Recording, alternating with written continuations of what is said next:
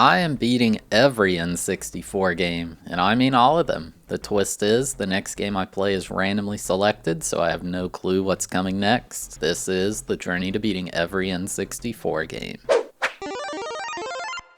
Game number 173, WCW vs nWo Revenge. Released in 1998, this game was developed by AKI Corporation and published by THQ. Well, that's neat. Despite playing WrestleMania 2000 right before this, we ended up getting this one a couple games after anyway. This was the last game AKI made for WCW, and I've not played any of the ones released after this. I've not heard good things about them though. This one was one of the only wrestling games I had growing up, and I loved it. My brother and I would just do the Royal Rumble and work together to be the last two, then battle it out at the end. Oh man, so many memories. This is my favorite part of this challenge. Playing games I hadn't really seen since I was little. It just makes some of those happy chemicals in the brain come out, you know? Let's get into it. The intro to this definitely brought back some memories. I remember seeing that truck so many times. Why is Sting just standing there? He think he's gonna stop it or what? Looking in the settings menu, I like how they called the toggle for blood realism. Maybe they were trying to sneak in a non-mature rating. I wound up putting the game on normal difficulty. You can change all the info and even the costumes for all the wrestlers, which is pretty cool. The main single player mode in this game is the championship, so that's what we'll be doing to beat this game. There were 3 to choose from: US Heavyweight, Cruiserweight, and Tag Team. I guess I'll choose Heavyweight since it's first. There's a bunch of rings to choose from. I think these are the real ones from that era. I definitely chose Goldberg because it's so fun to spear people. You get to see the wrestlers' intros, and it's honestly kind of basic when you compare it to the actual videos shown in WrestleMania 2000. It's still pretty cool though, but for me it's something that gets skipped after seeing it a few times. I was up against Sting for my first match. Dude, he just starts with a baseball bat? That's a bit unfair. I love this move from Goldberg where he lifts them over his head and then just like moves out of the way so they free fall. No regard for their safety. Goldberg's taunt is just him sidestepping and flexing. It's nice and quick, which is good for building up the spirit efficiently. His running attack is his iconic spear move. Maybe it's my running attack? The spear! Really, this was the only thing I remembered that he can do. His special move is the jackhammer. Honestly, I feel like Sting is doing most of the work here. How's he staying straight like that? It's a cool move, but from an efficiency standpoint, it's not great. There's not enough time to get 2 of them off in a single window of special. With a second jackhammer, Sting had no chance. My first win of the game, and it took about 3.5 minutes. I was surprised to see it giving me a score at the end of the match. I guess if you wanted, you could try to completely optimize that for a high score run. My next match was against Kevin Nash. He knocked me out of the ring, which triggered a countdown. Little did he know, I've got some allies in the audience that are going to hand me some weapons. I feel like this is the thing I remember doing the most as a kid. The rules were set to make the ring out count 20 seconds, which is quite long. It was getting a bit dicey towards the end because he just kept reversing my moves. I feel like the higher the difficulty, the higher chance they have to reverse stuff. Oh man, this animation when you spear them as they're on the outer ropes is amazing. He just teleported into the barrier. It took nearly 7 minutes, but I finally got Nash to stay down for a pin. That was a rough one. My next match was against Booker T. So the way this game works is mostly you do grapples. You can do a strong or a weak one depending on how long you hold the A button. Just press a single button and a direction on the D-pad to do tons of different moves.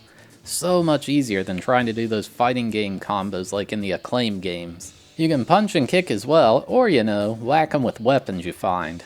Or if you don't have any weapons lying around, you can wind up a big old haymaker and knock him out of the ring. Booker T went down in under 2 minutes, a nice change of pace over those last 2 matches. Then I had to take on Scotty Riggs. He stole the suitcase from me, but then I stole it right back. Also, whatever this backwards throw move is, I have no idea how that's possible. Then I was against the British Bulldog. You know he's British because he has the flag plastered all over his pants. This game has this thing where if you both grapple at the same time, you get into a stalemate. You just mash A and B as fast as possible. I'm pretty decent at mashing, so I win these every time. Then I had to go up against Bret Hart, and oh my god, is that Glacier's music playing? Unbelievable. Where did he come from? Yeah, so this is a thing that can happen every now and then where someone just breaks into the match and cheats. It's kind of unfair, but we gotta do whatever the owners want, right? After like 2 minutes or so, he just leaves, so then it's easy to win again. Ron Reese then got wrecked. Nice jorts, buddy. And then I absolutely destroyed Chris Benoit. This next match, it played a new cutscene saying I was in the WCW US Championship match. My opponent, Chris Hennig, aka Mr. Perfect. Hey, what gives? He hit me below the belt. I was trying to do that all game and it wasn't working. I think maybe Goldberg just doesn't have that in his moveset. It's so funny seeing his angry face when he's walking around like that. Yeah, he got destroyed. After it showed the scores, it said how I won the US heavyweight belt with Goldberg, then it showed my collective score over the entire championship. I even unlocked Mr. Perfect to play as. It'd probably have been pretty cool to find your favorite wrestler hidden behind an unlock back in the day. And then the credits played, with whatever the heck this audio is.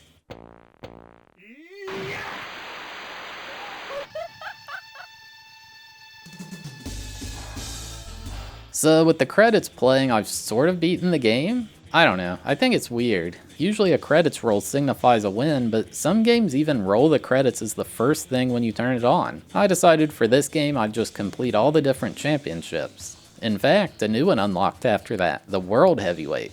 So that's what I went for next. I decided to play as Kevin Nash this time because he was awesome in World Tour. Yeah, not so much this time. What happened to his taunt being him stretching out his shoulder? Now he's giving some pose like he's a messiah or something. What gives, man? This takes so long. Nash's special is the iconic power bomb. I don't care how much you rehearse this backstage, that one's gonna hurt. Yeah, that's way too long. Not gonna cut it. Sorry, Kevin Nash, you're out. I went with Rey Mysterio Jr. instead, and this was much nicer. Plus, this was an actual taunt, so it's perfect. His moveset's wild. He was known for being super acrobatic in the ring, and they really captured it, I think. Like, what even is this move? I couldn't pull that off with years of practice. Rey Mysterio's special is the 619, some kind of neck swinging move. All I know is it probably hurts. It's nice and quick, so I can get 3 of them off in a single window of special. No idea how Booker T broke out of that pin after all that though. So this game has kind of a speed strat. In certain arenas you can fight in the entrance area. Basically you just throw them in this area and keep them occupied until the last second, then run back in so they lose. When executed properly, that is. You have to not let them come back in at the last second, you know? Why is this guy counting so slow anyway? I'll take this time to talk about the graphics and audio. The graphics are pretty decent. Like, it's definitely a step up from World Tour, but it's still a bit dated looking. The crowd looks a bit rough in my opinion. It is one of the earlier N64 titles, but yeah. The game runs really smoothly though, with no real lag, which is always nice. The music is like MIDI songs featuring mostly electric guitar, and I think it sounds great. You hear the crowd cheering and the sound of the people slamming on the ring. I do miss the commentary from the acclaimed WWF games though. I really would like that to be in this. Anyway, look at Rey Mysterio doing a backflip on the turnbuckle. My ribs would be dead the next day. Oh look, it's Big Show, although in this game he's just called Giant. I finally got this ring out strat to work. There's no way to get back if you're still being launched as the final second occurs, right? Now I had to go against the guy who got me my first belt, and I made his face bleed with my very first kick. No hard feelings, Mr. Berg. Well, I screwed up the ring out strat here. At least it was only a draw, right? Yeah, the game doesn't care. Apparently if you lose or draw at any point, you get sent to the title screen. That sure is fun. I swapped the Hollywood Hulk Hogan for this next go at it. His special move is, well, it's something.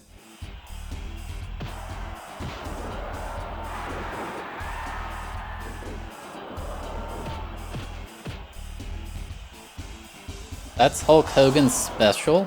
That is horrible! What the heck? Yeah, ring out strats were the play here. Well, I made it to the WCW World Heavyweight match after several ring outs. It didn't say who this was, but apparently it's Rowdy Roddy Piper. Can you imagine if you paid tons of money to get a ticket to watch the World Heavyweight match, or even bought it on pay-per-view, and Hulk Hogan just launches the opponent down the runway, runs back in the ring at the last second and takes the win? What a scam if you're the fans. For winning, I unlocked Roddy Piper to wrestle as. Of course, you can't play this game without trying out the Royal Rumble. Or I guess it's just called the Battle Royale here. This isn't part of the championship mode, so there's no stress like in WrestleMania 2000. I used to play this with my brother so much. I actually remember I had my first heel turn in this game when I was like 5 years old. My brother's friend told me we were going to team up and be the last two in, so I was like, yeah, okay. But then after a while, when he was near the rope, I launched him out of the ring. My life was never the same after that. I won first try anyway, and that felt pretty nice. Well, now I had to do the Cruiserweight Championship. I played as Psychosis because he looked cool. You gotta look cool to be a pro wrestler, right? His special was some wild flip variant of the powerbomb. Probably just as painful. Oh my god, Psychosis has a stop sign. I completely forgot this was one of the things you can find.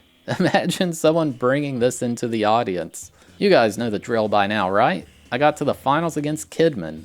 No idea who that is, but he's wearing jorts, so he's my enemy. For winning, I unlocked Kidman as a wrestler. Now there was only one championship left to go for. The Tag Team Championship is its own thing, and I'm glad you don't have to deal with these matches for the main belts. I decided to try out AKI Man and Dr. Frank. I think AKI Man might be using a variant of Rey Mysterio's moves. Either way, there's some wild stuff there. The ring out strats work all the same though. For some reason, Randy Savage was just chilling in the ring while us two were beating on Kevin Nash in the backstage area. Good work being a teammate, buddy. The Tag Team Championship match had Meng and Barbarian as the duo you go against. Whoever the heck they are. They got annihilated just like the rest of them. I unlocked them as playable wrestlers, and that was the fourth and final championship. Little did I know there's a fifth secret title, the TV title. Well, gotta do that one too, I guess. I played as Big Show for this one. His special is just a choke slam? Come on, Big Show, you're better than that. I had the game completely figured out at this point. For winning the TV title, I unlocked Canyon to play as. But not only that, you unlock Mortis as a secret character. I don't know who that is, but it's probably cool since he's secret. But yeah, that's about all there is for this one. Game complete. So yeah, there you have it. My journey to beating WCW vs nWo Revenge. I feel like I'm mildly biased here because I played this one as a kid, but I had fun with this. The lack of frustrating variants made the playthrough more chill, although there was less variety in the matches. As a multiplayer experience, this game is top-notch. However, I review the single-player aspect of these games. I think it was still quite fun though. Personally, I enjoy the championships in this more than the ones in WrestleMania 2000. I guess because it was less frustrating, but the gameplay also felt a bit faster paced. I don't know, that's just how I felt, and maybe it's because there was no pain of getting wrecked by that Royal Rumble for hours. Anyway, if you played this back in the day and were thinking of trying it again, it holds up great. Play with some friends and I bet you'll have a good time. I gave it a 7.5 out of 10 for enjoyability and a 2.5 out of 10 for difficulty.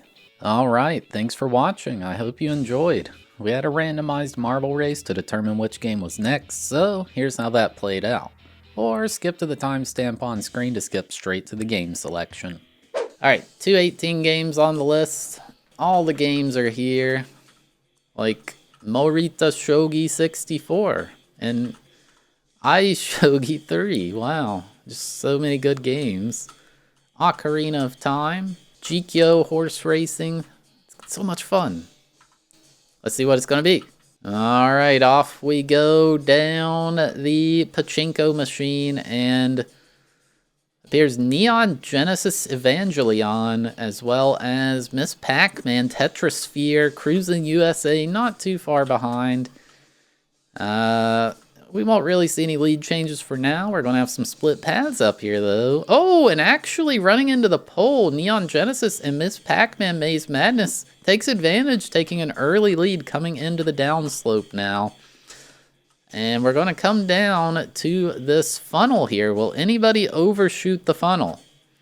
Tetrasphere currently in the lead. San Francisco Rush coming through as well. And Shogi gets a big bounce, but doesn't quite fall off.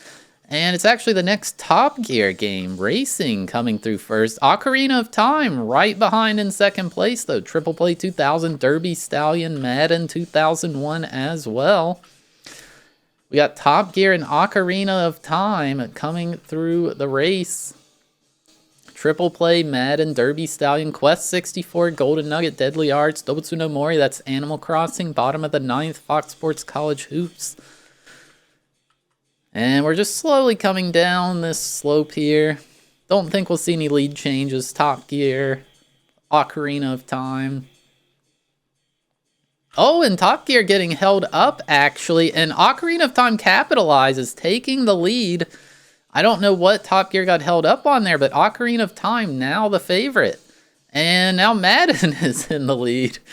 Ocarina of Time, Madden, Derby Stallion. I think that's horse racing. Oh my god. And Derby Stallion 64 coming out first onto these tiny ramps. Quest 64, Top Gear, Ocarina of Time, Deadly Arts, Madden as well. Coming down these ramps now, we got Quest 64, Ocarina of Time, Doubletsu no Mori, and Derby Stallion coming through as well. And it's really hard to tell who's leading. It's NBA Hang Time, a really good game, but off the cliff it goes. And so many marbles here. Derby Stallion, Doubletsu no Mori, NBA in the Zone is off the cliff. Famitsu 64 as well. Derby Stallion, Doubletsu no Mori, bottom of the ninth, Ocarina of Time. And Quest 64 in the lead on this other path. It is pure chaos, folks. We got Derby Stallion and Doubletsu no Mori coming through now. And they're the first two past that section. But these four come through. I believe that's Ocarina of Time. Triple Play 2000 breaks free from the crowd. Triple Play in the lead. Aero Fighters Assault as well. We got Triple Play 2000, Aero Fighters Assault. Aero Fighters passes on the elevator, and they split separate paths. Aero Fighters Triple Play, Ocarina of Time coming up from the rear. And I don't know what's about to happen, folks. It's going to be a photo finish. Triple Play going backwards, and Aero Fighters Assault has a clear shot at it. Can it land it? And it sticks the landing. Aero Fighters Assault makes it into the top.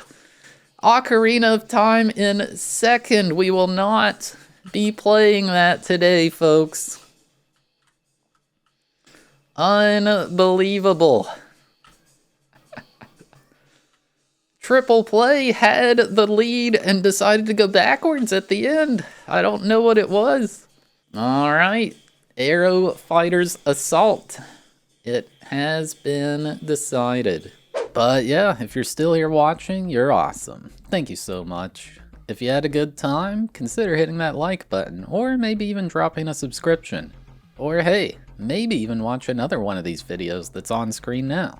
And yeah, see you next time.